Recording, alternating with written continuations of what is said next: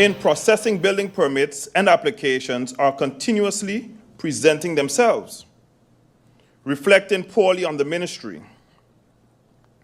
What has the minister done to correct this failure to properly serve the people of St. Martin, who are taking the necessary steps to build and rebuild in accordance with the laws?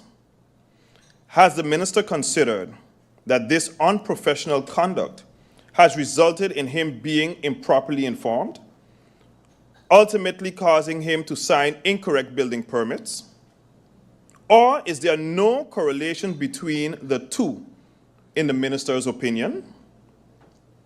Through you, Madam Chair, the minister publicly alleged that employees within the VROMI ministry are accepting bribes without providing one shred of concrete evidence, thereby potentially slandering dedicated public servants who operate with integrity.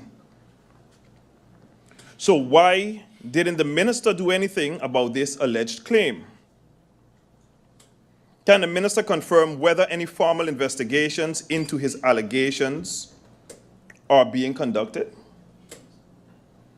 When it comes to our country being ready for hurricane season, the insurances have been paid, but the country will flood as most clean trenches lead to the ponds, and the water is then trapped. Are the storm water pumps operational to pump that water out?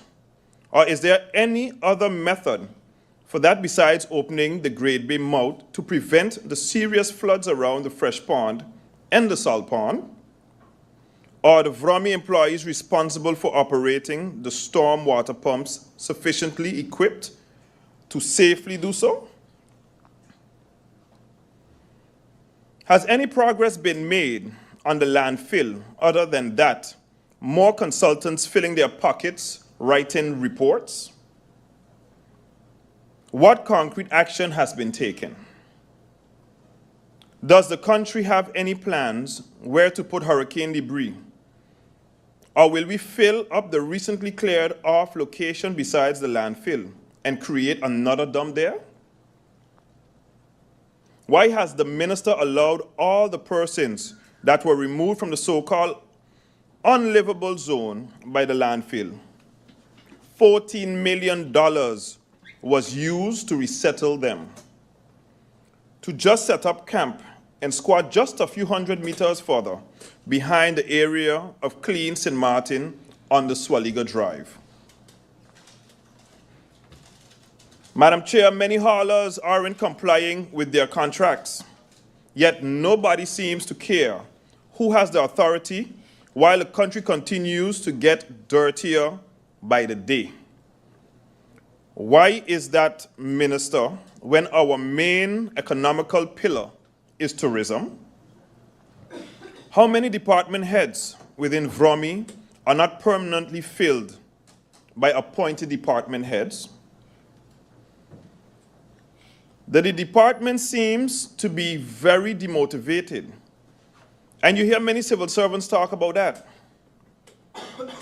Are you aware of this factor?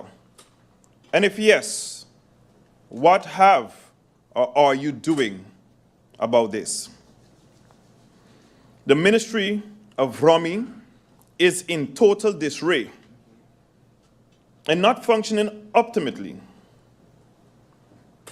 Many functions aren't filled, leading to such. Do you agree with this? Is it true that we have over $22 million in outstanding monies for domain ground fees? A $2 million fine was issued to Windward Roads regarding the Larimar case. This fine was seemingly paid in kind by working to repair the sewage lines in Dutch Quarter. Through you, Madam Chair, Minister, can you confirm whether this is the case? If yes, who approved this?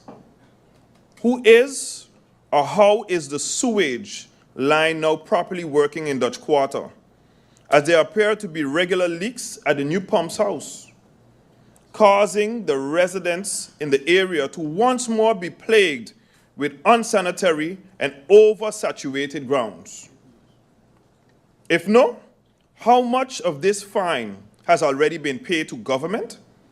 And what is the expectation for payment of the balance, if any? How many sewage house connections, through you, Madam Chair, have you materialized during your term as minister? Many contracts are ending in their lifespan in the ministry when it comes to the landfill, garbage collection, roadside cleaning, etc. Has anything been done to ensure a proper transition? Sargassum, through you, Madam Chair, is a very serious threat to our country's livelihood. But I haven't read or seen any plan of action to combat it. Why is that? Is there any collaboration with the TIAT ministry regarding such, or must TIAT take the lead? Madam Chair, I'll go on to the questions that I have now for the Minister of Finance. When do companies decide to issue dividends? How is the expected amount of dividend tax to be collected calculated? Can our current tax system reliably process dividend tax payments and related procedures? How many profit tax, through you, Madam Chair, has been collected on average over the last 5 years? That will be all my questions for the Honorable Minister of Finance. Now I go on to justice. Some may think that I will be rather long and putting up a fight with justice, but that is not the case. I just have a statement. Madam Chair, civil servants on a whole, on a broad scale, has rights and obligations. This is respectively taken up in the LMA, de Landsverordening Materiële Ambtenarenrecht, and the Rechtspositiebesluit for the civil servants working in the police force, working at the Landsrecherche, and working at the Immigration Department. Within the Immigration Department, at this moment, I've been getting some complaints about how the management is operating and also not operating. But where it seems fit for the current acting head of admittance to be moving individuals within the department continuously, whereby some individuals are moved already twice for the year. We have rules and regulations when it comes to civil servants, Madam Chair. Civil servants have a national decree. And from what I know, as a proxy that represents many, many colleagues within this country, you cannot move someone just like that without a national decree if they're appointed by national decree, or have the ethics to have a conversation with the person before moving them from the position, even if it's temporarily, and they should be in agreement of such only if there is an issue within a department with regards to that individual. Can you take that person and move them for the sake and the interests of the organization and also the integrity of the organization? But it seems, again, Madam Chair, and everyone knows I stand firmly against victimization within justice, especially within justice.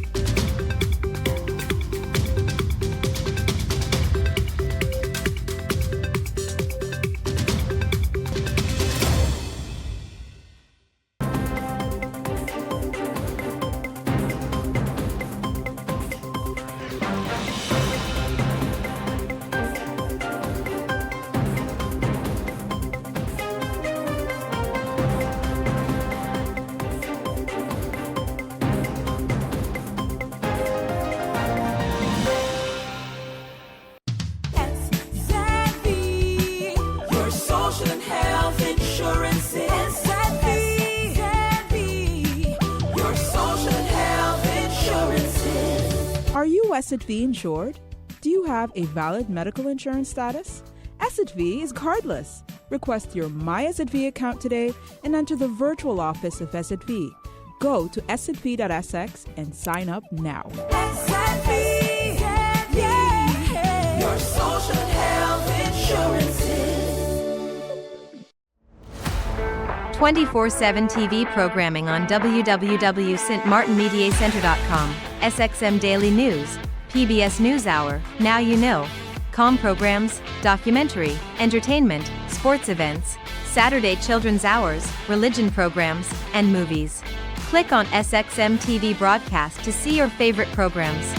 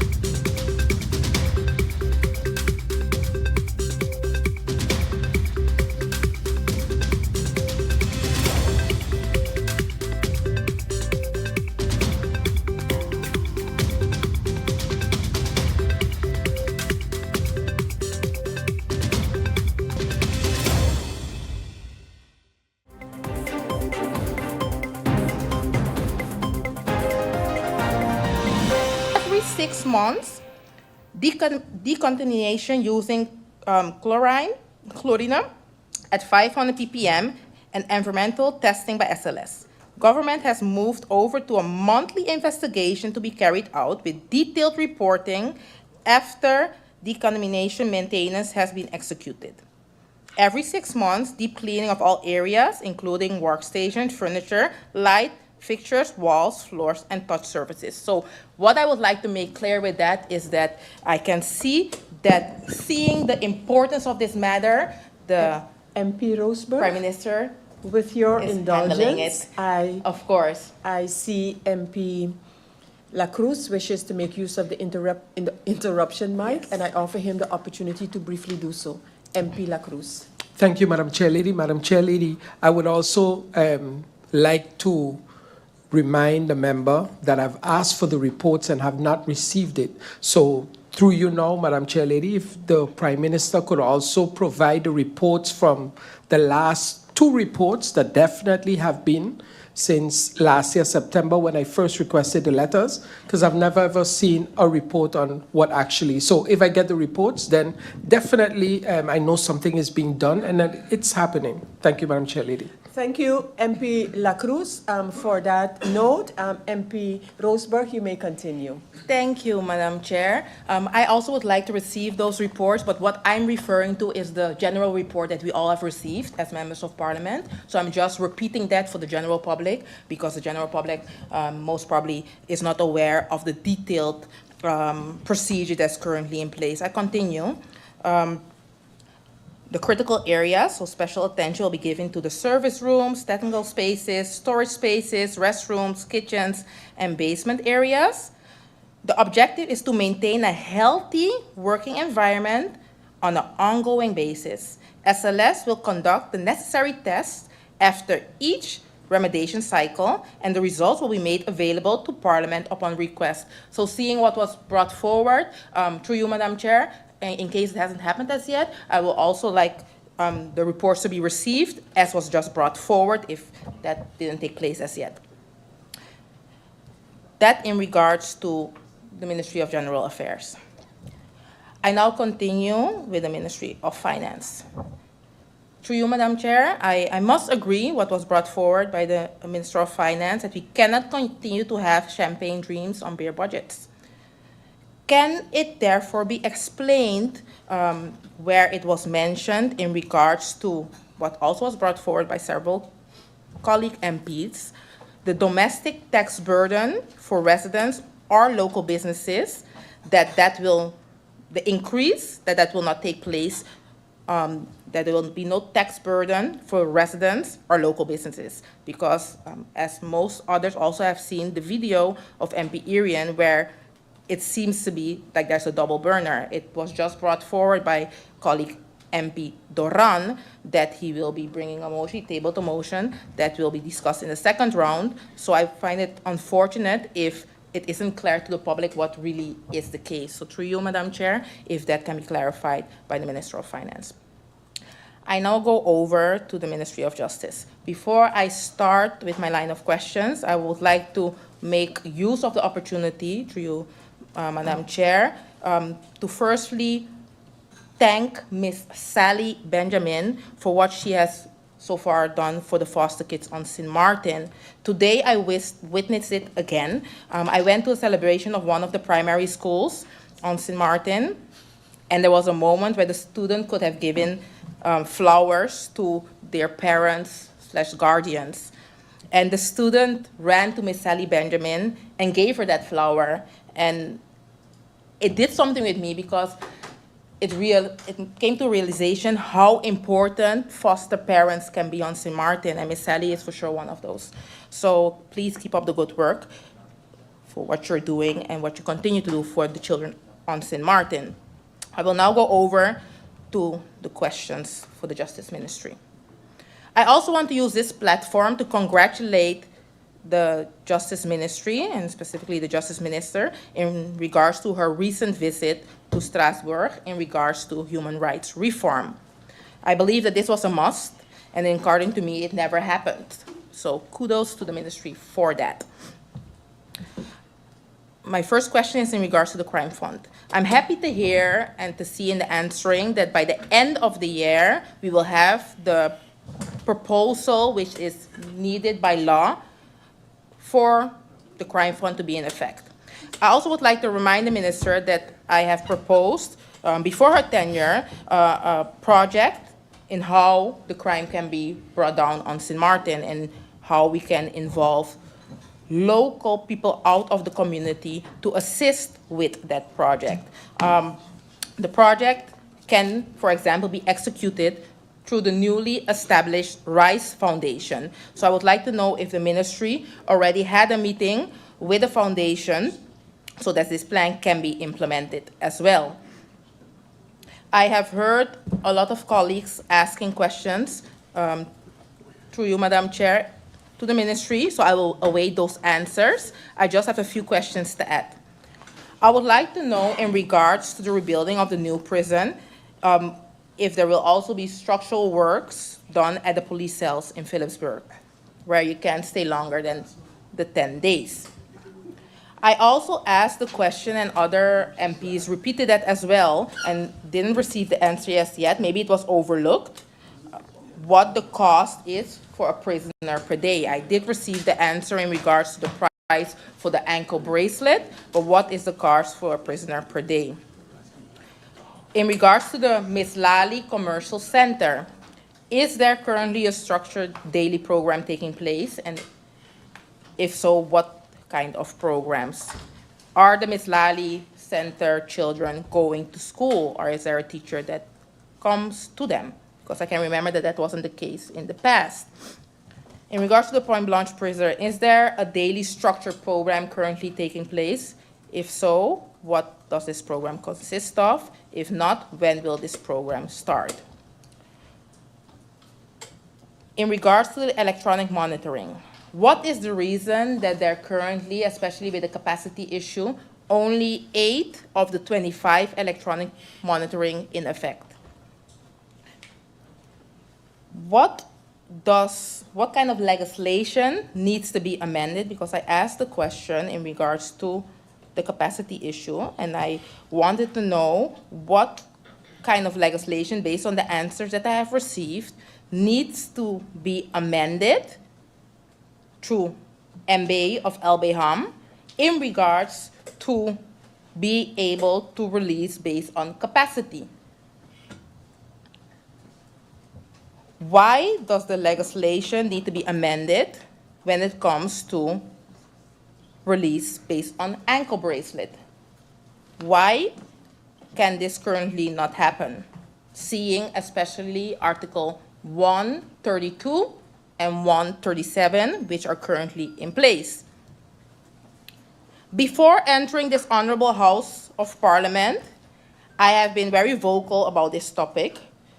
If you just enter Google, you will see that as well. So now being in this Honorable House, I cannot and will not ignore this topic. Before I was an elected member of Parliament, I was one of those lawyers informing previous members of Parliament and previous ministers in regards to this topic. So it's sad to see that years later, because this is an issue of years, we are still here.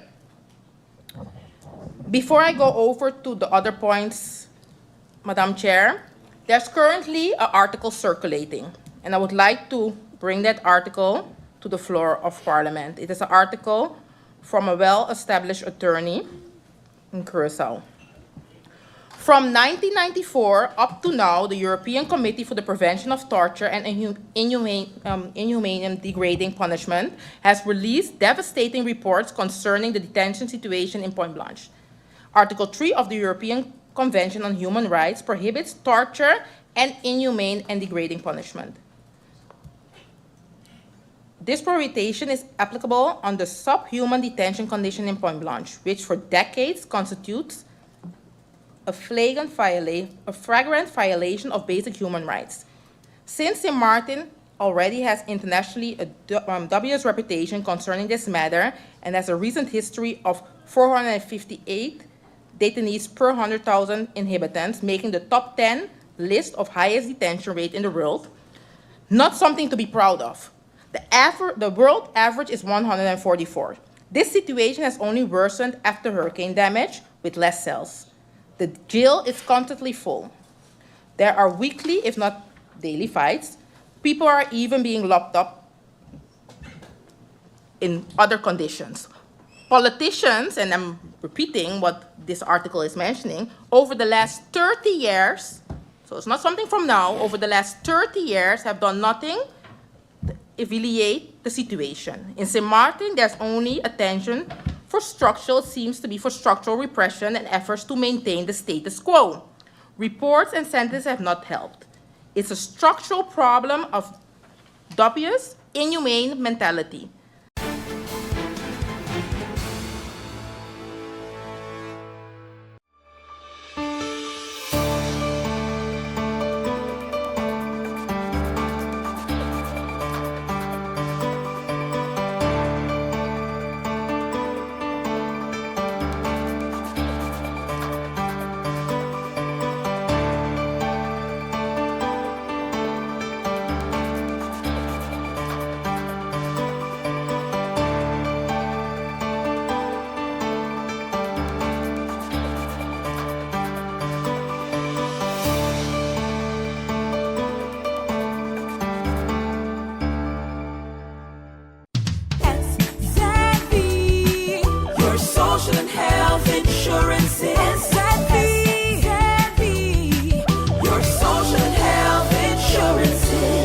Are you SXV insured? Do you have a valid medical insurance status? SXV is cardless. Request your My SXV account today and enter the virtual office of SXV. Go to sxv.sx and sign up now. SXV, yeah, your social health insurances. 24/7 TV programming on www.stmartinmediacenter.com, SXM Daily News, PBS NewsHour, Now You Know, com programs, documentary, entertainment, sports events, Saturday children's hours, religion programs, and movies. Click on SXM TV broadcast to see your favorite programs.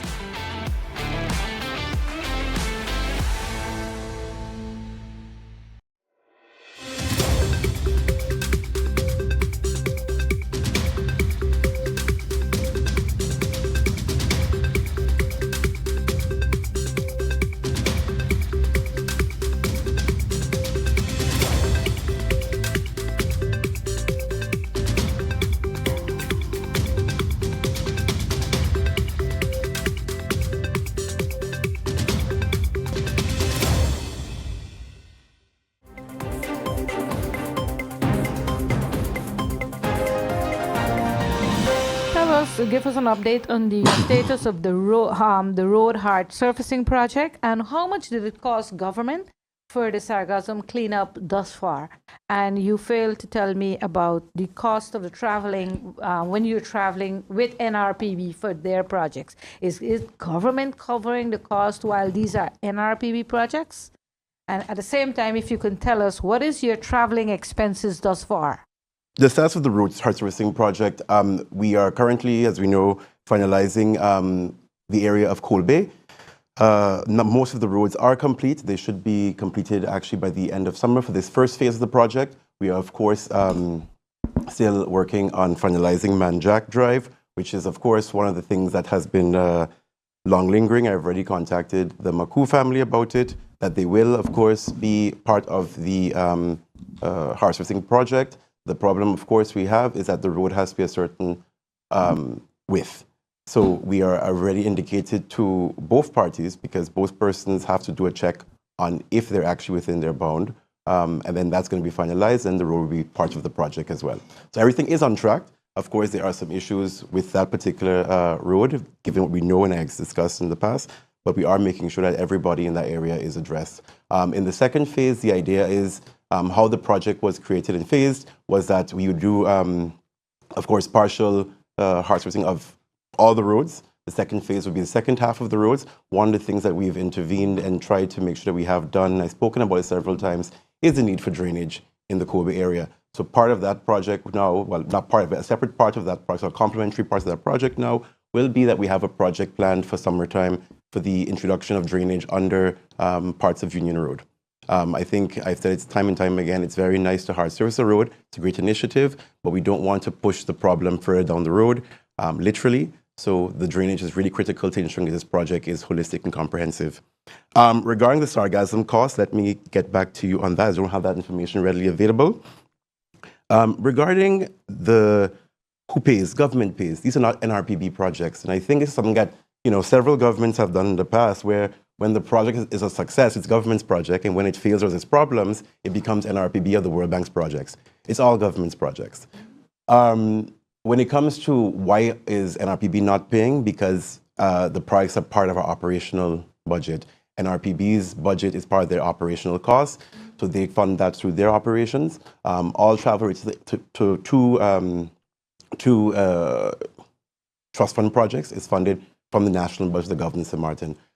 What is covered outside of that is training specifically for civil servants, not necessarily the minister, because it becomes political, to attend training, seminars that help in the implementation and execution of the projects in the long term. But again, I want to remind everybody in the country, these are not World Bank projects, they're not NRPB projects, they're government of St. Martin, they're our projects. And we have to take ownership, whether they be good or bad outcomes. And then finally, the total expenses for my travel. Let me also share that with you, because I know it's part of the questions asked by the MPs in Parliament. I don't have it at hand at the moment, so I'll share it with you as soon as I can get the information as well.